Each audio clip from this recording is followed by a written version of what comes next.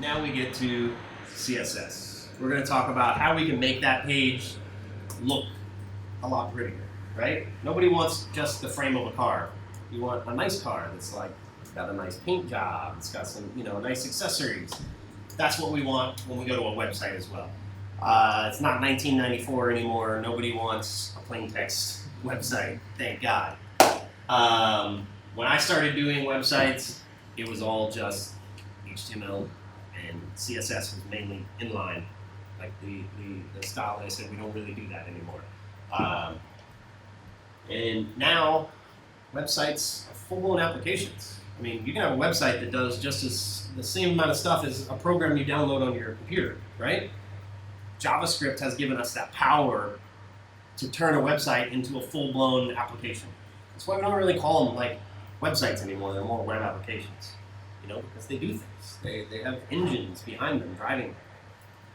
So CSS, as we said, takes those HTML elements, tells us where to put them, tells us how big to make them, tells us what color we want them, tells us we can tell all kinds of things, right? We can have thousands of lines of CSS just getting as detailed as you want to get onto how you want your page to look. So for CSS, we did the anatomy of an HTML element, an HTML tag. We'll do the same for CSS, right? So now your CSS, typically best practice is that your CSS lives in a separate file that you will link to on your page. Where? In your HTML file. Where on your HTML file do you link to that other data that you need? Huh? Which tag? That's okay. That's okay. The heading? Yes, the head.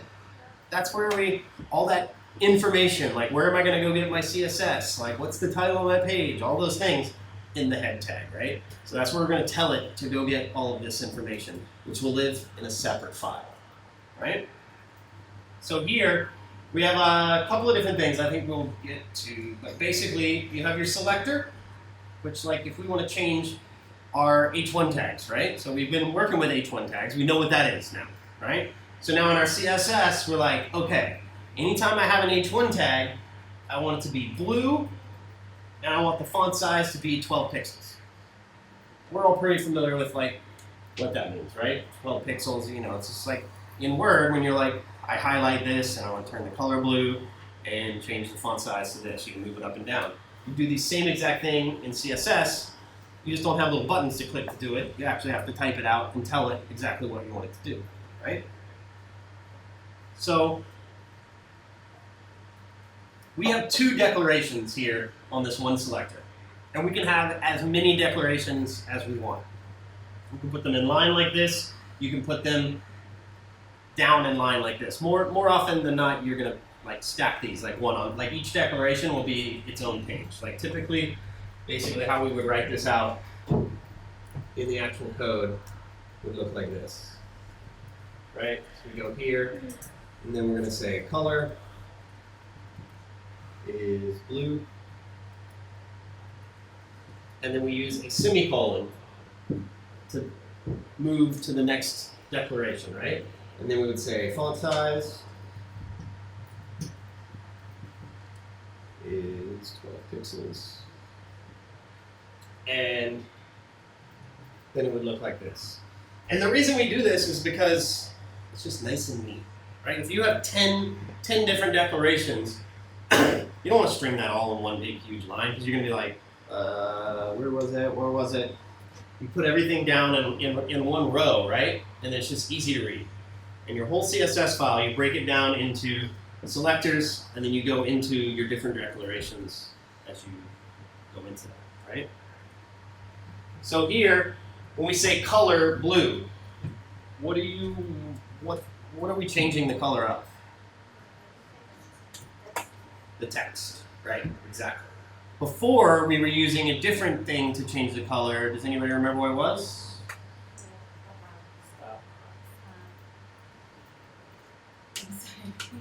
When we change the color of the background? It wasn't. It was in a division, but what was the name of the tag that we used to change that? Style, background color. Background color. Right. Exactly. So when we said that here, background color is part of our declaration. So background color blue, that's a declaration, right? But we don't want to put it in the HTML. We want to link to it in our CSS, and that's where we do it here. So the property is color, or background color, or font size, or box shadow. In whatever it is that you're trying to add, whatever kind of style you're adding, you have your property, colon, your value for that, and then use a semicolon to go to the next, right?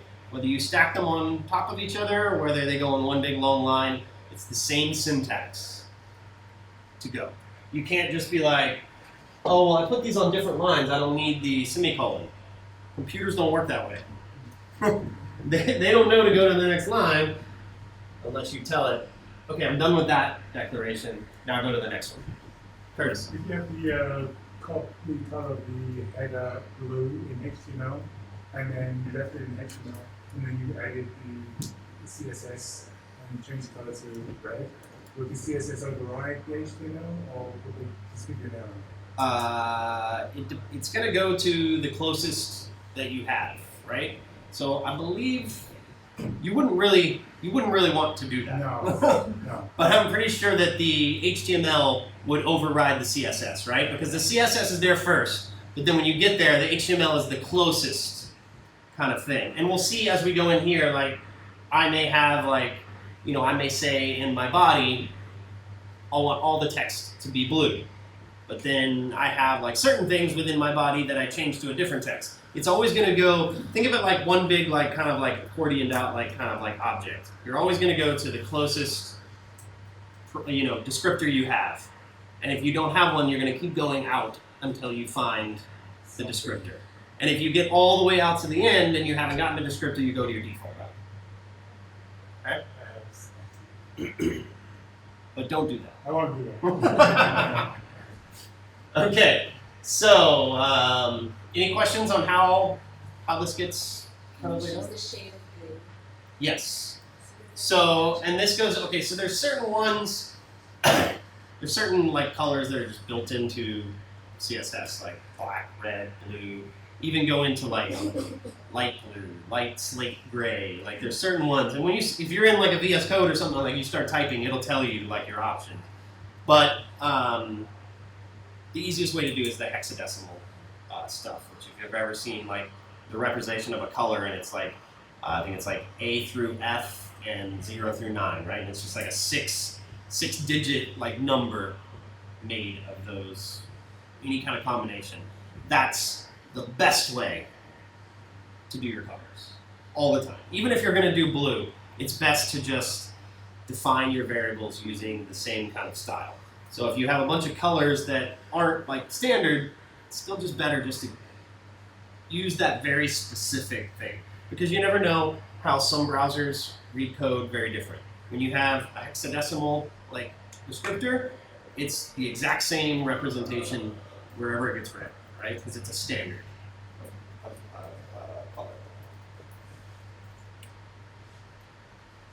Okay, so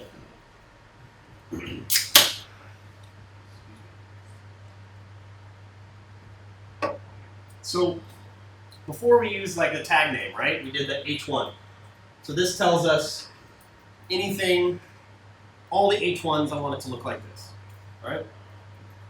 But what about like, if I've got like 4 different divs, well, I want all 4 of them to look differently. Or maybe I want 2 of them to look the same, but then 2 of them to look different. We have IDs and class names. So the concept of an ID is that it's like an identification, right? Like, and it's a unique identification. Like you have a driver's license, maybe you don't. You have some sort of ID, passport, something. It's got a number on it, right? It's a unique number. Nobody else has that same number. It's a unique identifier. So you use that when you want to refer to one specific thing. But what if you have like 3 divs that you want to be the same kind of thing, right? we have class, right? And we'll go into how you declare these. But a class, I can declare styles for a class, and then all I have to do is pass that class name into anything on the website, and it will give it those styles, right? So an ID, unique, class is reusable, right? So how do we go about using tags to apply styles? So here, what do we have here? Okay, so we have hello world, right? Our two H1 tags, big text. But then our paragraphs, we've gone in here and we said, okay, for anything in a paragraph, I want to use this font and I want to put a border around it, right? So now, all of our paragraphs have a border, right? But what if I'm like, I don't want all of my paragraphs to have a border. I just want this first one. What can I use? Ian. You can use an ID, exactly. You can ID or a class.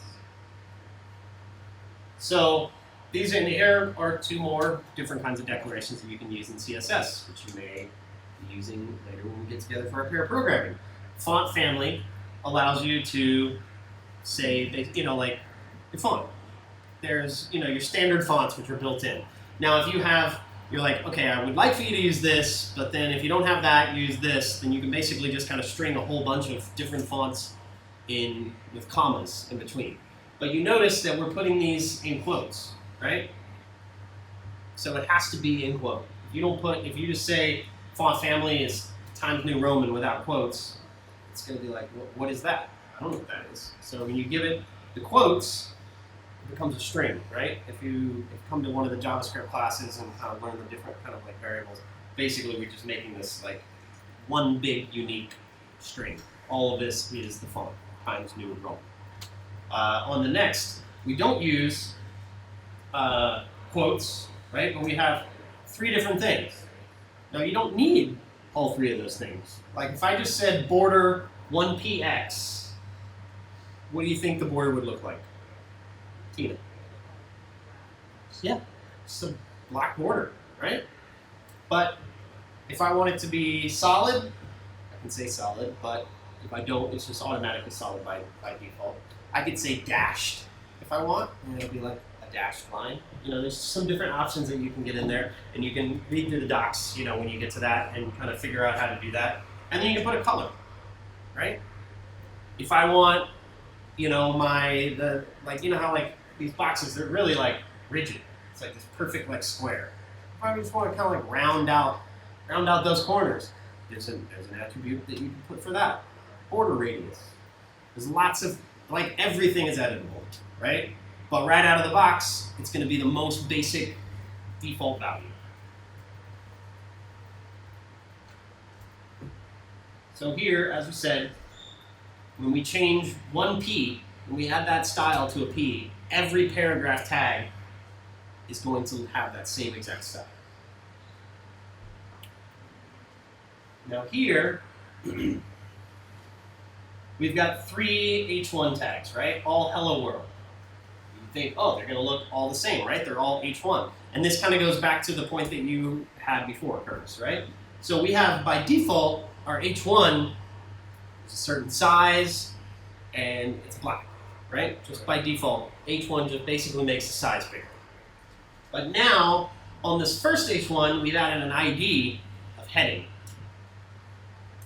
So when we go to our CSS, we have to actually, well, we don't have to. We could give this an ID of heading. We don't put anything in the CSS, it just won't do anything, right? It's just got this ID, but we haven't actually told it to do anything. In our CSS, now we're going to tell heading, I want heading to be blue, and I want you to align the text to the center, right? So over here on our page, even though these are all three H1s, we've overridden the default values because now we're closer in. You've given it like... According. Yes. And so we only changed that first H1 tag. Everything else is the same. It doesn't change the size because we didn't tell it to change the size. All it's going to change is what you tell it to change. right? So what do you guys notice different about heading than when I said H1? Curtis? Hashtag. The hashtag. So it's got a lot of different things. Some people call it hashtag. There's pound. I actually heard another word for it recently. Anybody know the official? Somebody said it in a class a few weeks ago, and I was like, never heard that. But then somebody else was like, yeah, that's exactly what it's called. But I don't remember. Yeah, I call it a pound sign or hashtag these days. And that's how we tell our CSS that we're looking for an ID, right? So if we don't have that pound sign or hashtag in front of it, it's going to look for a tag, right? So before we said P, so that's going to look for an actual like tag name, so all the P tags, right? But here, now we said hashtag, that means we're going to look for that ID. And the way we put that in our code is we literally just say ID equals heading. And heading is a string, it needs to be in quotes. Right? Any questions on that? So you can't have another ID title heading, name heading in this one? Technically you can, but you should not. The whole purpose of using it. And a lot of people, honestly, won't even use IDs. They just use classes for the sole purpose of like, you can have a class and only use it once, and it does the exact same thing as having an ID. So it really kind of comes down to how you want to write your code, or whatever the standards of, if you're working for a company, they're most likely going to have like standards. This is how we want our code structured, and they'll tell you kind of like how they want things to be done. But the proper usage of an ID is that it's a unique ID. So here we go into class, right? So here we have our 3 divs again, hello world, hello world, hello world. But now we want 2 of them to do the same thing. Whoa.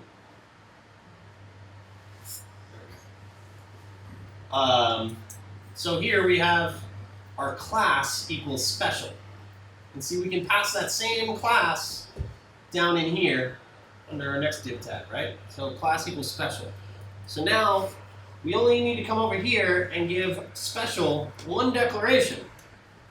And it allows us to change both of those tags at the same time because we gave them both the same class name.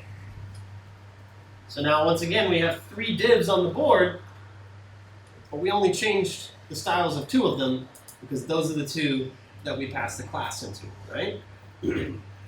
So when we use an ID, we use that hashtag in front of it to tell the CSS that we're looking for an ID, right? What are we using here? The decimal point, yeah, the dot. So anytime in your CSS, those are your 3 ways to tag something in CSS, right? You have nothing before it, and it's just going to be the tag name. If you put a hashtag in front of it, it's an ID. If you put a point, or a decimal, dot, whatever you want to call it, it's a class. Right? What do I put in front of an ID? Pound. What do I put in front of a class? A dot. What do I put in front of a tag? Exactly. Hold on. So here we go into a couple of other different selectors here, right? So we have margin. What does a margin do? Basically, yeah, it gives us kind of like some space around the outside, right? Now there's another tag called padding, right? Which a lot of people mix these up. So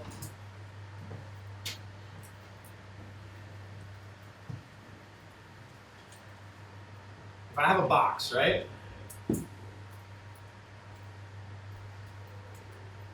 My margin is how much space there is out here, right? Between the stuff around it. What do you think padding is? On the inside. On the inside, exactly.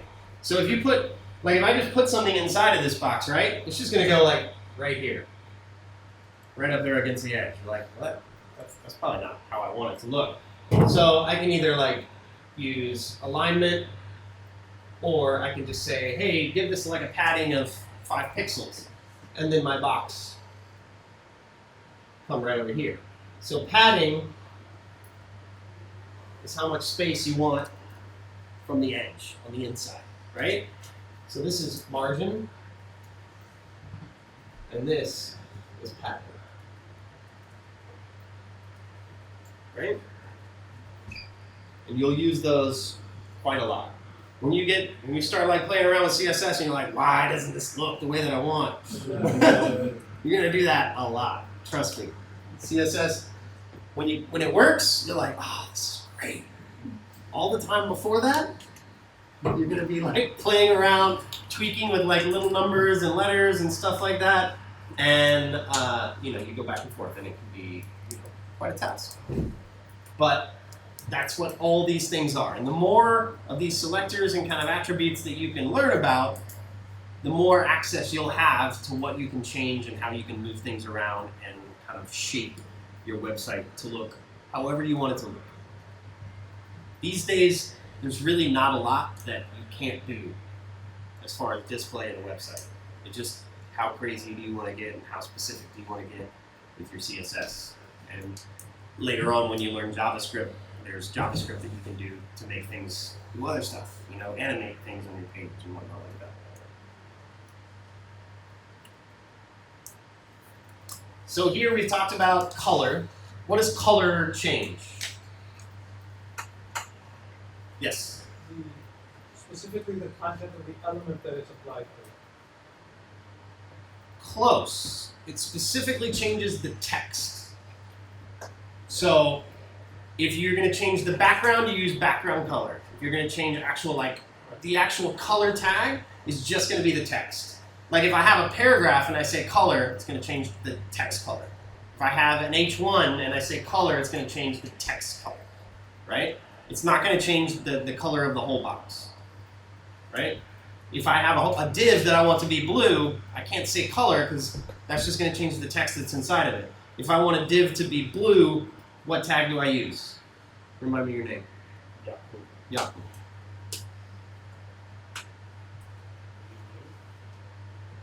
It's not on this screen, but we've talked about it today. We used it before. Anybody?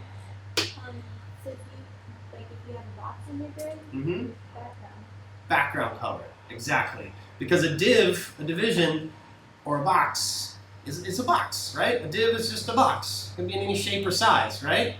But the background color is what's going to fill it in, right?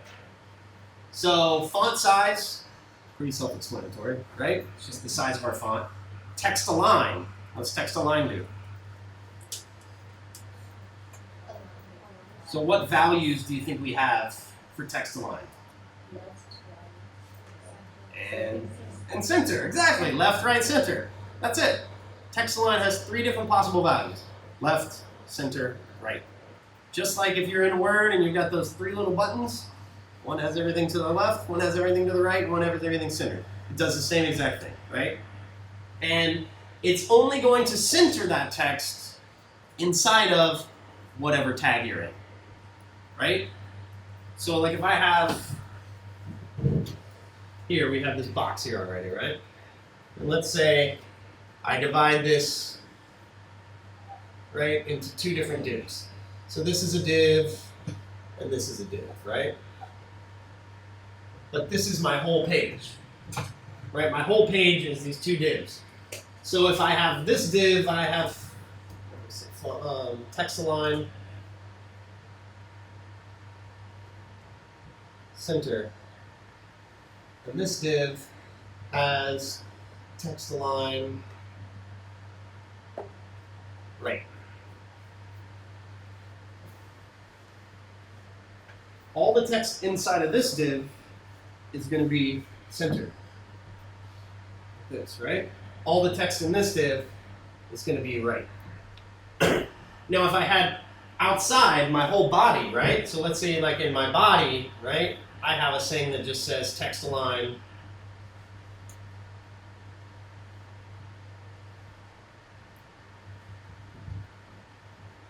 I cannot spell today.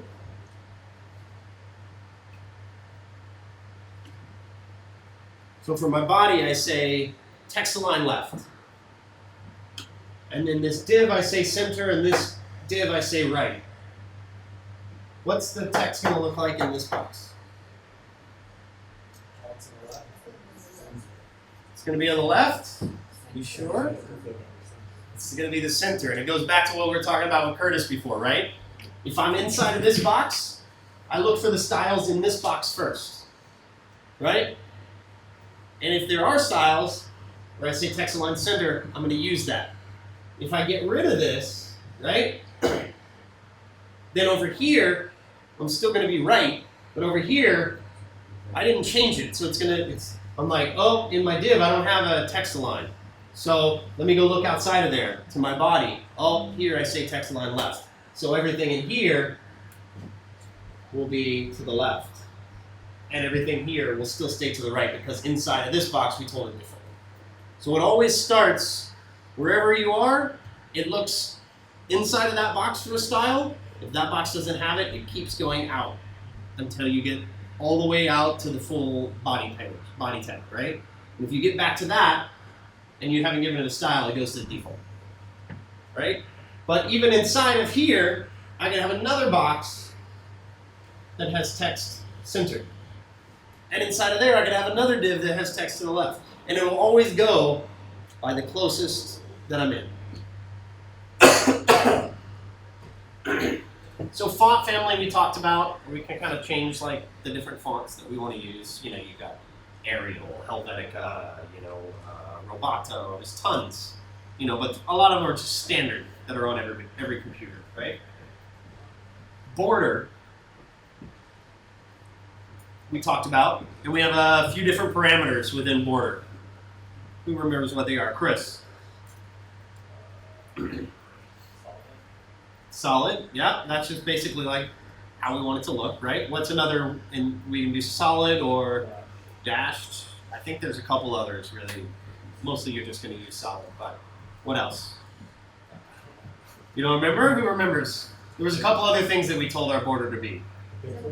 The pixels, which is what? It's like the width of the line, right? And the color.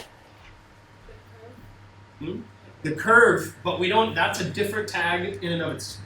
Excuse me. That's a different tag in and of itself, which is called border radius, which is something more you'll just kind of get into. When you can go to like, look at a list of all the different things that you can do, and there's hundreds. But border is going to be super common. Border radius is also super common because almost nobody likes square borders. They always want to round it at least a little bit, you know. Height and width makes sense, right? What if I put like, does this change the size of my text? Height and width?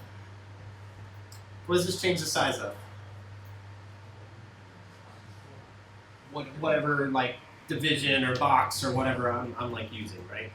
Images, I can have height and width, you know. By default, an image will go to whatever size the actual image is. But sometimes you go to an image and it's huge. You don't want it. You just want it to be this little bitty icon. So you tell it how wide you want it to be, how tall you want it to be. So that's not referring to text. Huh? That's not referring to No. Text is only changed the size by font size. Right? So with font size, we talk about the size of the text. If we talk about height and width, we're literally talking about dimensions of a box or an image. Right? Same thing, so what if I have an image that's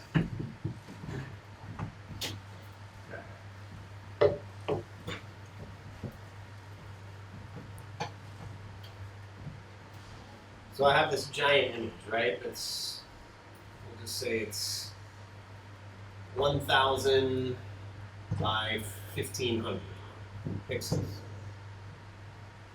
Basically, it's going to take up your whole screen. right? So I want it to be 100 by 150, right? How would I do that? McKinley. You have no clue. That's okay. Change the size of patterns. I will see you soon. What's that? Just the pixel number With what? with the height. Width and height. Exactly. Okay. So here's another thing, right? So this is 1,000 by 1,500, right? So if I just say width or height, right?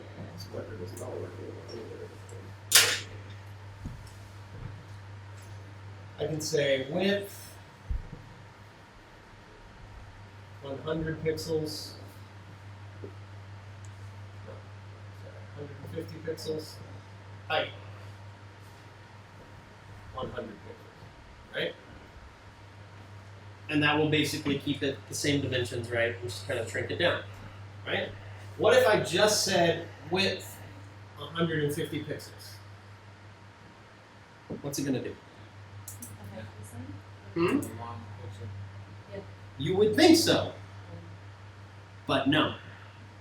If I only pass in one, it will keep the dimensions, right? But if I change this to like width 150 and height 200, now it's going to change the shape, right? Because it will go to exactly what width and exactly what height I tell it to go to, right? If you only pass in one of those, it will change it to that like width, and it will proportionately change it down, right? It's just one of those, thank goodness. Because, you know, sometimes you have like, you're like, I don't really know how tall this image is, I don't care, but I need it to take up 300 pixels wide. So it will keep it, and you say, okay, 300 wide, and it will shrink the height down to whatever you need. But if you want it to be a specific, like, square box, we could easily say 100 by 100. But it's just going to cut a piece of that off, or it's going to squeeze it down, depending on other CSS that you may pass into that as well. Margin, padding, we talked about as well. Tina, what does margin do? Changes how far in the text is From the that's the spacing on the inside of the box is what? Padding. Margin is on the outside of the box. Yes.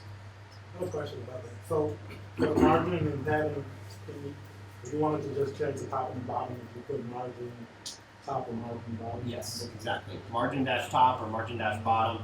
There's ways that you can like pass it in all together, but for now it's just easiest to think margin, margin top, margin left. You can all do them individually.